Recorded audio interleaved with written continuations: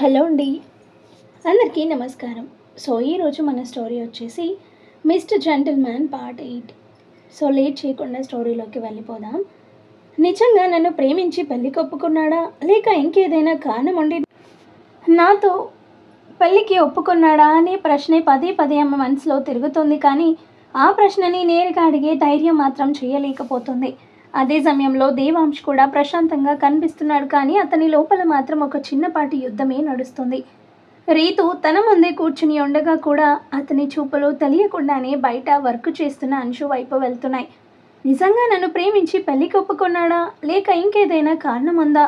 ఈ ఒక్క ఆలోచన ఆమెని లోపల నుంచి తినేస్తుంది. దేవాంశ్ ప్రవర్తన రోజు రోజుకి మరింత గందరగోళంగా మారిపోతుండడంతో ఆమెకి ఏది స్పష్టంగా అర్థం కావడం లేదు. అడగాలని ఉంది, కానీ అడిగితే నిజం వేరేలా ఉంటుందేమో అన్న భయం కూడా ఉంది. అందుకే ఆ ప్రశ్నని గుండెల్లోనే దాచేసుకొని బయట మాత్రం సాధారణంగా ఉండటానికి ప్రయత్నిస్తుంది రీతు. మరోవైపు దేవాంశ్ మాత్రం బయటకి చూస్తే పూర్తిగా కంట్రోల్లో ఉన్నట్టే కనిపిస్తున్నాడు. కానీ అతని ముఖంలో ఎప్పటిలాగే గంభీరత ఉంది, మాటల్లో స్థిరత్వము ఉంది. కానీ లోపల మాత్రం ఒక చిన్నపాటి యుద్ధమే నడుస్తుంది. ఆమె ఎలా రియాక్ట్ అవుతుంది? అతన్ని దగ్గర నుంచి చూడడానికి కూడా ఎందుకు తడబడుతుంది అన్నీ అతను గమనిస్తున్నాడు. అదే సమయంలో అంశు మనసులో కూడా అలజడి పెరుగుతుంది. రీతుని ఎందుకు తీసుకొచ్చాడు ఇంత సడన్గా? రీతు ఎందుకు దేవాంశ్తో అంత క్లోజ్గా ఉంటుంది? పిఏ అయితే పిఏ లాగే ఉండాలి కదా, కానీ ఎందుకు అలా క్లోజ్గా ఉంటున్నారు? ఈ ప్రశ్నలు ఆమెని మరింత గందరగోళంలోకి నెట్టేస్తున్నాయి. కానీ వాటికన్నా పెద్ద ప్రశ్న ఇంకొకటి ఆమెని ఇబ్బంది పెడుతుంది. నేను అసలు ఎందుకింత ఫీల్ అవుతున్నాను? అతను ఎవరితో ఉంటే నాకెందుకు, ఎవరితో మాట్లాడితే నాకెందుకు? నాకు ఇంత కోపం ఎందుకు వస్తుంది? తన భావాల్ని తనే అర్థం చేసుకోలేక అంశు మౌనంగా తన పని తను చేసుకుంటూ ఆలోచనల్లో మునిగిపోతుంది. ఇక దేవాంశ్ మాత్రం చాలా జాగ్రత్తగా గమనిస్తున్నాడు. అంశు చూపుల్లో కనిపిస్తున్న చిన్న మార్పు కూడా అతని కళ్ళకి తప్పడం లేదు. ఆమె జలసీ ఫీల్ అవుతున్నట్టు అతనికి స్పష్టంగా అర్థమవుతుంది. అందుకే అతను ఒక నిర్ణయానికి వచ్చాడు. అంశుకి లోపల ఒకవేళ నా మీద ఫీలింగ్స్ ఉన్నాయి, కానీ అది ప్రేమ అని తెలియట్లేదా? లోపల ఉన్న ఫీలింగ్స్ బయటికి రావాలంటే ఏదో ఒకటి చేయాల్సిందే అన్న ఆలోచనతోనే రీతుని తన దగ్గరికి తీసుకొచ్చాడు. సాధారణంగా అయితే అంశు నుంచి దూరంగా ఉండి ఈ ఫీలింగ్స్ని మర్చిపోవాలని అనుకున్నాడు. కానీ ఇప్పుడు పరిస్థితి వేరేలా ఉంది. మీటింగ్ హాల్లో రీతుని పరిచయం చేసినప్పుడు అంశు అతన్ని చూసిన ఆ క్షణం, ఆమె కళ్ళల్లో వచ్చిన మార్పు, రీతు అతని చేతిని పట్టుకున్నప్పుడు అంశు ఫేస్లో కనిపించిన రియాక్షన్, ఇవన్నీ దేవాంశ్ గమనించాడు. అందుకే అతనికి ఒక విషయం స్పష్టమైంది. అంశు లోపల ఏదో ఫీల్ అవుతుంది, కానీ అదేమిటో ఆమెకే తెలియడం లేదు. రీతు తనతో క్లోజ్గా ఉంటే అంశు రియాక్ట్ అవుతుందని, ఆ రియాక్షన్ ద్వారా ఆమె నిజమైన భావాలు బయటపడతాయని దేవాంశ్ అనుకున్నాడు. అందుకే రీతుని కావాలని తన పక్కన ఉంచాడు. దేవాంశ్ తన ప్లాన్లో ఒక భాగంగా రీతుతో బాగా క్లోజ్గా ఉండటం స్టార్ట్ చేశాడు. ఆఫీస్లో అందరి ముందు నవ్వుతూ మాట్లాడడం, చిన్న చిన్న విషయాలు షేర్ చేసుకోవడం, కలిసి లంచ్కు వెళ్ళడం, జోక్స్ చేసుకొని నవ్వడం, మీటింగ్స్ తర్వాత కూడా ఇద్దరూ కలిసి బయటకు వెళ్ళడం, ఇవన్నీ ఇప్పుడు రోజువారీగా మారిపోయాయి. బయటికి చూస్తే ఇద్దరు పూర్తిగా ప్రొఫెషనల్ పిఏ బాస్ రిలేషన్లా కనిపించిన అంశుకి కళ్ళకి మాత్రం ప్రతి సిట్యువేషన్ తనలో అసహనాన్ని పెంచుతుంది. రీతు దేవాంశ్తో స్మైల్ చేస్తూ మాట్లాడుతున్న ప్రతిసారి అంశు కోపం బయటికి తీసుకురావాలా అనిపిస్తుంది. ఒక్కోసారి అయితే వెళ్ళి రీతుని ఎదురుగా నిలబడి అడగాల, ఎందుకు ఇలా చేస్తున్నావని అరవాలా అన్నంత కోపం వచ్చింది. కానీ ఏదో ఒక ఇన్స్టింక్ట్ ఆమెని ఆపేస్తుంది. ఆ రోజు మొత్తం ఇలాగే అసహనంతో గందరగోళంతో గడిచిపోయింది. చివరికి సాయంత్రం ఆఫీస్ ముగిసిన తర్వాత అందరూ ఒక్కొక్కరిగా ఇంటికి వెళ్ళిపోయారు. ఇంటికి చేరుకున్న అంశుకి మాత్రం మనసులో ఏమాత్రం ప్రశాంతత లేదు. బయటికి చూస్తే నార్మల్గా ఉంది, కానీ లోపల మాత్రం ఆలోచనలు సుడులు తిరుగుతున్నాయి. మంచం మీద కూర్చొని ఒకే విషయాన్ని మళ్ళీ మళ్ళీ ఆలోచిస్తుంది. నేనెందుకు ఇలా ఫీల్ అవుతున్నాను?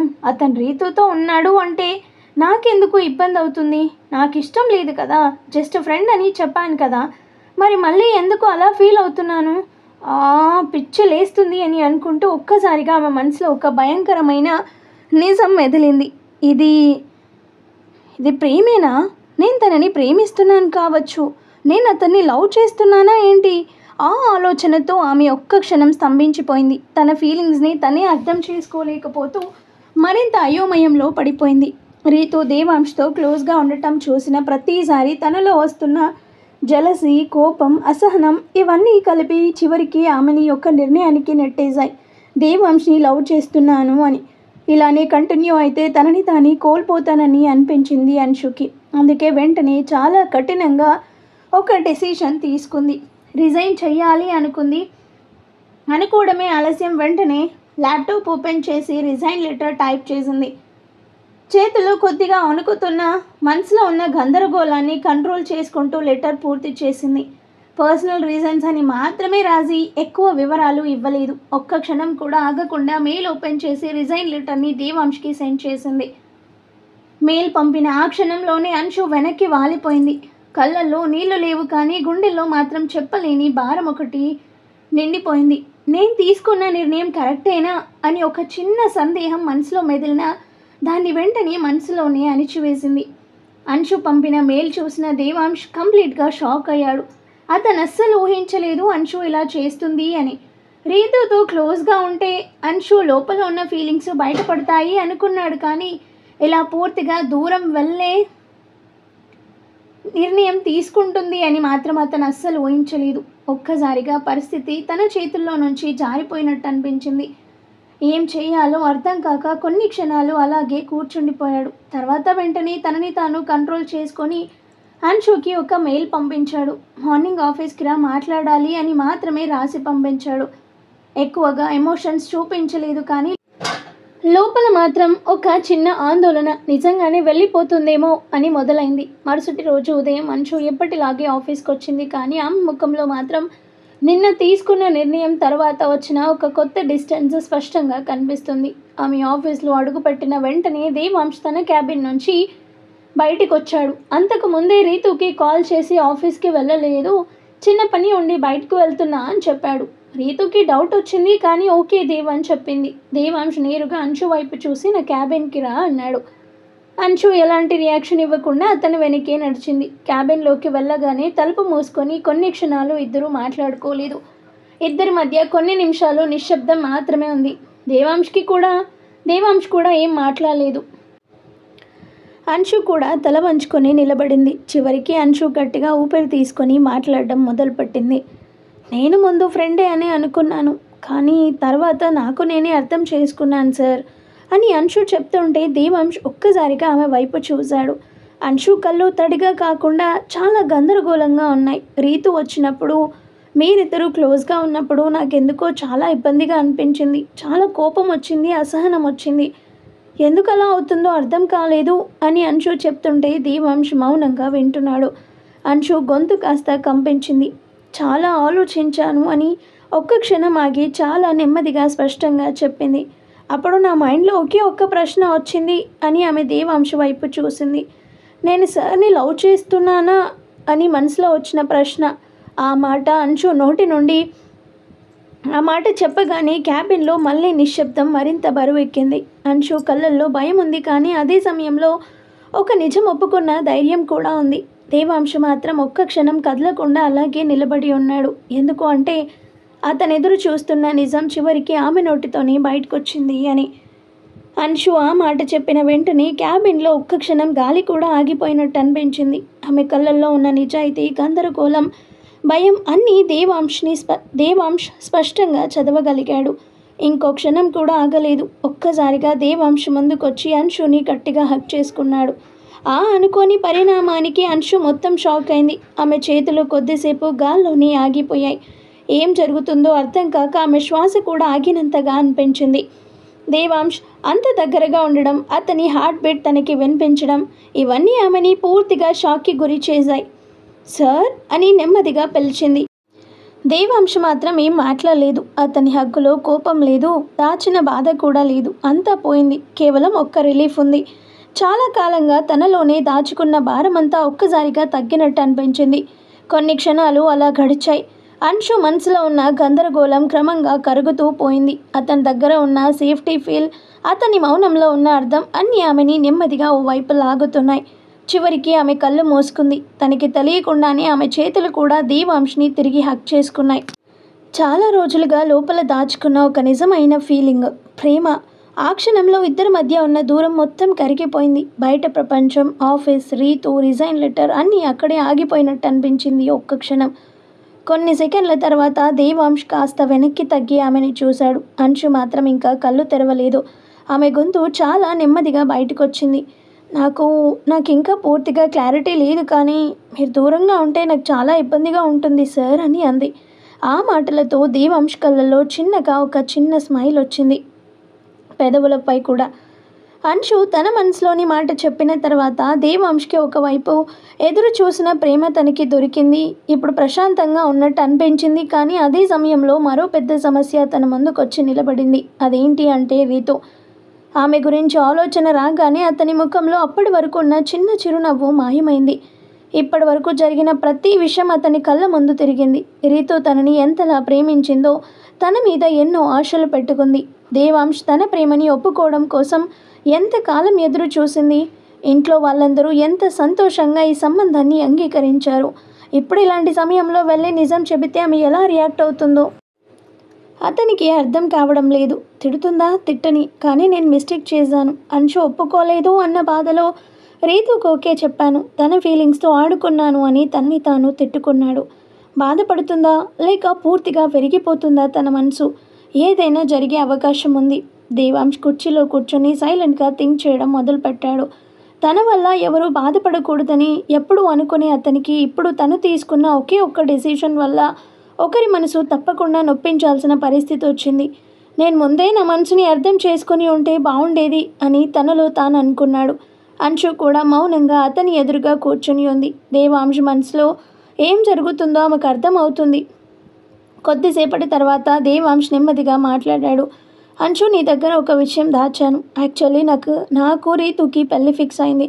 కొన్ని రోజులు తనతో ట్రావెల్ చేశాక అప్పుడు పెళ్లి గురించి ఆలోచిద్దాం అనుకున్నాను అని దేవాంశ్ చెప్పగానే అంశుకి అప్పటికి డౌట్ ఉండి ఎందుకు క్లోజ్గా ఉంటుంది దేవాంశ్తో అని. ఫైనల్గా ఇప్పుడు క్లారిటీ వచ్చింది తనకి. రీతుకి విషయం ఎలా చెప్పాలో నాకు అర్థం కావడం లేదు అంశు అని చెప్పగానే అంశు తల దించుకుంది. ఎందుకంటే ఆ బాధలో తనకి భాగముందని ఆమెకి తెలుసు. కొన్ని క్షణాలు ఆలోచించిన తర్వాత దేవాంశ్ ఒక నిర్ణయానికి వచ్చాడు. లేదు, ముందు రీతుతో కాదు, ముందు అమ్మతో మాట్లాడాలి, తన అయితేనే మంచి సలహా ఇస్తుంది అని అనుకున్నాడు. వసుంధరాదేవి తన జీవితంలో ఎప్పుడు తనకి తోడుగా ఉంది అంటే తనే ఏ డిసిషన్ తీసుకున్నా ముందుగా ఆమెతోనే షేర్ చేసుకునేవాడు. అందుకే ఇప్పుడు కూడా అదే చెయ్యాలని అనుకున్నాడు. ముందు అమ్మకి మొత్తం నిజం చెబుతాను, ఆ తర్వాత అమ్మ ఏమంటుందో చూద్దాం, ఆ తర్వాతే రీతుతో మాట్లాడాలని నిర్ణయించుకున్నాడు మనసులో. ఎందుకంటే ఇంట్లో సిట్యువేషన్స్, రీతు ఫ్యామిలీ, ఈ సంబంధం గురించి అందరికంటే బాగా అర్థం చేసుకోగల వ్యక్తి వసుంధరాదేవి మాత్రమే. ఆ రోజు మిగతా సమయం మొత్తం దేవాంశ్ పనిచేస్తున్నట్టే కనిపించిన అతని మనసు మాత్రం సాయంత్రం ఇంటికి వెళ్ళి అమ్మతో మాట్లాడబోయే క్షణం గురించి ఆలోచిస్తున్నాడు. తనకి అంశు ఒప్పుకుంది అన్న సంతోషం కొద్దిసేపు కూడా లేదు. రీతు లైఫ్ ఏమవుతుందో అన్న బాధే ఉంది. ఆ రోజు సాయంత్రం దేవాంశ్ రోజు కంటే చాలా ముందుగానే ఇంటికి చేరుకున్నాడు. ఇంట్లోకి అడుగు పెట్టినప్పటి నుంచి అతని మనసులో ఒకటే ఆలోచన తిరుగుతుంది. అమ్మకి ఎలా చెప్పాలి? ఇంతకాలం తన ప్రతి నిర్ణయాన్ని వసుంధరాదేవి గౌరవించింది. కానీ ఈసారి విషయం కేవలం తన గురించి మాత్రమే కాదు, రీతు గురించి మరియు 2 కుటుంబాల గురించి, వాళ్ళ ఆశల గురించి కూడా, అండ్ రీతు తన మీద పెంచుకున్న ప్రేమ గురించి. హాల్లోకి వచ్చేసరికి వసుంధరాదేవి సోఫాలో కూర్చొని ఏదో చదువుకుంటుంది. దేవ్, ఈరోజు త్వరగా వచ్చావే అని ఆశ్చర్యంగా అడిగింది. దేవాంశ్ ఆమె ఎదురుగా వచ్చి కూర్చున్నాడు. అమ్మ, మీతో ఒక ముఖ్యమైన విషయం మాట్లాడాలి అని చెప్పాడు. అతని గొంతులో ఉన్న సీరియస్నెస్ చూసి వసుంధరాదేవి పుస్తకం పక్కన పెట్టింది. ఏమైంది నాన్న అని అడిగింది. కొన్ని క్షణాలు దేవాంశ్ మౌనంగా ఉండిపోయాడు. ఎక్కడి నుండి ఎలా స్టార్ట్ చేయాలో తనకి అర్థం కాలేదు. చివరికి గట్టిగా ఊపిరి తీసుకొని, అమ్మ, నేను ఒక పెద్ద తప్పు చేశాను అన్నాడు. వసుంధరాదేవి కనుబొమ్మలు ముడుచుకుంది. ఏమైంది దేవ్, ఎందుకలా మాట్లాడుతున్నావు అని అడిగింది. రీతితో పెళ్లి ఒప్పుకునే ముందు కొంచెం కూడా ఆలోచించకుండా నిర్ణయం తీసుకున్నాను అని చెప్పాడు.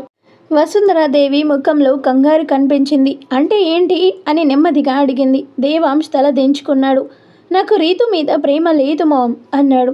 ఆ మాట వినగానే వసుంధరాదేవి ఒక్కసారిగా నిశ్శబ్దంగా అయిపోయింది. ఆమె అసలు ఊహించని సమాధానం అది. దేవ్, నువ్వేం మాట్లాడుతున్నావో నీకైనా అర్థమవుతుందా అని అడిగింది. అవునమ్మా అనగానే, ఇష్టం లేదు అన్నవాడివి సైలెంట్గా ఉండాలి కానీ రీతుతో పెళ్ళికి ఎందుకు ఒప్పుకున్నావు అని అడిగింది. దేవాంశ్ బాధగా నవ్వాడు. మీ అందరి సంతోషం చూసి అదే సరైన నిర్ణయం అనుకున్నాను అండ్ అప్పుడు ఆవేశంలో తీసుకున్న నిర్ణయం అన్నాడు. కానీ ఇప్పుడు అని వసుంధరాదేవి అడిగింది. దేవాంశ్ కొన్ని క్షణాలు మౌనంగా ఉండి, ఇప్పుడు నా మనసు ఇంకొకరి దగ్గర ఉంది అన్నాడు. వసుంధరాదేవి అతని ముఖాన్ని గమనించింది. అతని కళ్ళల్లో కనిపిస్తున్న భావం ఆమెకి కొత్తగా లేదు. అంశు కదా అని ప్రశాంతంగా అడిగింది. ఆ మాట వినగానే దేవాంశ్ ఒక్కసారిగా ఆమె వైపు చూశాడు. మామ్, మీకెలా తెలుసు అని ఆశ్చర్యపోయాడు. వసుంధరాదేవి చిన్నగా నవ్వింది. నీ కళ్ళు చెప్తున్నాయి నాన్న అంది. ఆ సమాధానం విన్న దేవాంశ్ పూర్తిగా షాక్ అయ్యాడు. ఎంతకాలం తను దాచాననుకున్న విషయం తన తల్లి అప్పుడే గ్రహించిందని అతనికి అర్థమైంది. కొన్ని క్షణాలు ఇద్దరూ మౌనంగా ఉండిపోయారు. చివరికి వసుంధరాదేవి నెమ్మదిగా మాట్లాడింది. ఒక విషయం చెప్పు దేవ్ అని అనగానే, చెప్పండి మామ్ అన్నాడు. అంశుకి కూడా నువ్వంటే ఇష్టమా అని అడిగింది. దేవాంశు ముఖంలో మొదటిసారి చిన్న చిరునవ్వు కనిపించింది. అవునమ్మా అన్నాడు. ఆ సమాధానం విన్న తర్వాత వసుంధరాదేవి కళ్ళు మూసుకొని కొన్ని క్షణాలు ఆలోచించింది. ఆమెకి తన కొడుకు సంతోషం ముఖ్యం, కానీ అదే సమయంలో రీతు గురించి కూడా ఆలోచించకుండా ఉండలేకపోయింది. ఎందుకంటే ఇప్పుడు తీసుకునే నిర్ణయం ఒక అమ్మాయి జీవితాన్ని పూర్తిగా మార్చబోతుంది. సరే దేవ్ అంది. దేవాంశ్ ఆశ్చర్యంగా ఆమె వైపు చూశాడు. కానీ వన్ కండిషన్ అని వసుంధరాదేవి చెప్పగానే అతను సైలెంట్గా వింటున్నాడు. ఈ విషయం రీతుకి చాలా గౌరవంగా నిజాయితీగా చెప్పాలి. ఆమెని మోసం చేసినట్టు అనిపించకూడదు. ఆమె బాధపడుతుంది కానీ అబద్ధంలో ఉంచడం ఇంకా పెద్ద తప్పు అంది వసుంధరాదేవి. మరుసటి రోజు ఉదయం నుంచి దేవాంశ్ మనసు ప్రశాంతంగా లేదు. అమ్మతో మాట్లాడిన తర్వాత ఒకవైపు తన నిర్ణయం సరైనది అనిపిస్తుంది, కానీ మరోవైపు రీతు గురించి ఆలోచిస్తే గుండెల్లో ఏదో భారంగా అనిపిస్తుంది. తన మీద ఎంత ప్రేమ ఉందో కూడా తెలుసు. అలాంటి అమ్మాయికి ఈ విషయం చెప్పడం అంత సులభం కాదు. అయినా ఆలస్యం చేస్తే బాధ ఇంకా పెరుగుతుందని తెలుసు. చివరికి రీతుకి కాల్ చేశాడు. ఫోన్ రింగ్ అవ్వగానే ఆమె వెంటనే లిఫ్ట్ చేసింది. హలో దేవ్. ఆమె గొంతులో ఉన్న ఆనందం విని దేవాంశ్ గుండె మరింత బరువెక్కింది. రీతు, ఈరోజు ఈవినింగ్ ఒకసారి కలుద్దామా, నీతో కొంచెం మాట్లాడాలి అని నెమ్మదిగా అన్నాడు. వావ్, ఫైనల్లీ నువ్వే బయటికి పిలుస్తున్నావా అని నవ్వుతూ అంది రీతు. కానీ దేవాంశ్ మొహంలో నవ్వలేదు. మాటల్లో ఏదో తేడా ఉంది అని గమనించింది. అంతా ఓకే కదా దేవ్ అని అడిగింది రీతు. కలిసి మాట్లాడుకుందామని మాత్రమే చెప్పి కాల్ కట్ చేశాడు. ఆ క్షణం నుంచే రీతు మనసులో తెలియని భయం మొదలైంది. సాయంత్రం ఇద్దరూ ఒక ప్రశాంతమైన చోట కలుసుకున్నారు. రీతు దేవాంశ్ ఎదురుగా కూర్చుంది, కానీ ఈసారి ఆమె మాట్లాడలేదు. ఎందుకంటే దేవాంశ్ ముఖంలో కనిపిస్తున్న గంభీరత ఆమెని భయపడుతుంది. కొన్ని క్షణాలు నిశ్శబ్దంగా గడిచిపోయాయి. చివరికి దేవాంశ్ గట్టిగా ఊపిరి తీసుకొని, రీతు, ముందు నన్ను క్షమించు అన్నాడు. ఆ మాట వినగానే ఆమె గుండె ఒక్కసారిగా ఆగిపోయినట్టయింది. ఏమైంది దేవ్ అని అడిగింది. దేవాంశ్ కళ్ళల్లోకి చూడలేక తల దించుకున్నాడు. నేనొక పెద్ద తప్పు చేశాను అన్నాడు. రీతు కళ్ళల్లో ఆందోళన పెరిగింది. ఏ తప్పు అని అడిగింది. నా మనసు గురించి పూర్తిగా అర్థం చేసుకోకుండా నీతో పెళ్లి కొప్పుకున్నాను అన్నాడు. ఆ మాటలు వినగానే రీతు ముఖం నెమ్మదిగా వెలిసిపోయింది. ఆమె మొహంలో అప్పటి వరకున్న సంతోషం మాయమైపోయింది. ఆమె కొన్ని క్షణాలు దేవాంశ వైపే చూస్తూ ఉండిపోయింది. తను విన్నది నిజమేనా కాదా అన్నట్టు. అంటే అని చాలా నెమ్మదిగా అడిగింది. దేవాంశ్ కళ్ళు మూసుకున్నాడు. నాకు నీ మీద గౌరవం ఉంది, నువ్వు చాలా మంచి అమ్మాయి, కానీ అని ఆగిపోయాడు. కానీ అని ఒక్క మాటే రీతు గుండెని ముక్కలు చేసింది.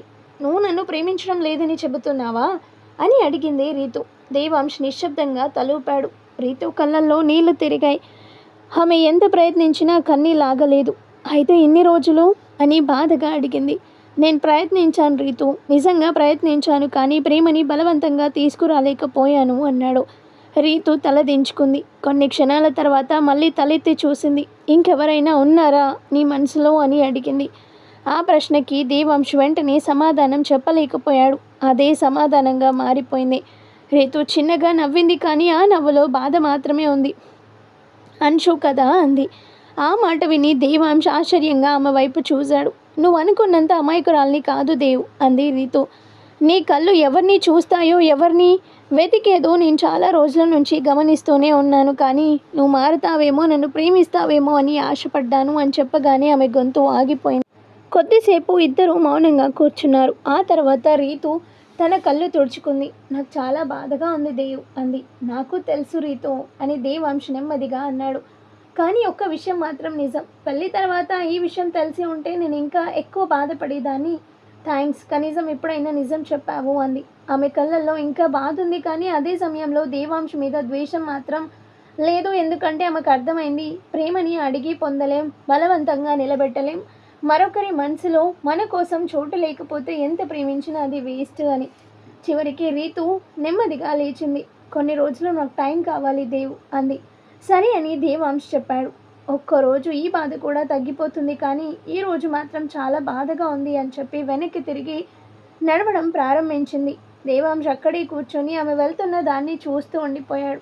ఆ క్షణంలో అతని మనసులో ఒక ఉపశమనం ఉంది, కానీ అదే సమయంలో ఒక మంచి మనసున్న అమ్మాయిని బాధ పెట్టానని బాధ కూడా ఉంది. మరోవైపు రీతు నడుస్తుంది కళ్ళల్లో కన్నీళ్లతో. సో ఫైనల్గా అంశు దేవాంశ ప్రేమని యాక్సెప్ట్ చేసింది, కానీ రీతు చాలా బాధపడింది. యాక్చువల్గా అంశు మీద ప్రేమ తగ్గిపోవాలి, తన గురించి ఆలోచించకూడదు, పూర్తిగా కంప్లీట్గా మర్చిపోవాలి అని రీతుకి దగ్గర అవ్వాలనుకున్నాడు, కానీ అది వేరే విధంగా అయిపోయింది. బట్ ఇక్కడ దేవాంశది కూడా మిస్టేక్ కాదు, ఎందుకంటే తను కావాలని అనుకోలేదు. తన అంశు ఫీలింగ్స్ చూసిన తర్వాతే రీతుతో అలా బిహేవ్ చేశాడు తప్ప ఫస్ట్ నుంచి తనతో అలా బిహేవ్ చేయాలి అని అనుకోలేదు దేవాంశ్. సో అది ఫైనల్గా అయితే ఇలా జరిగింది. మరి తర్వాత నెక్స్ట్ ఎపిసోడ్లో ఏం జరుగుతుంది అనేది నెక్స్ట్ చూద్దాం. స్టోరీ నచ్చితే లైక్ చేయండి అండ్ అలాగే మన ఛానల్ని కూడా సబ్స్క్రైబ్ చేసుకొని హైప్ ఆప్షన్ని క్లిక్ చేసి పాయింట్స్ ఇవ్వండి. Thank you.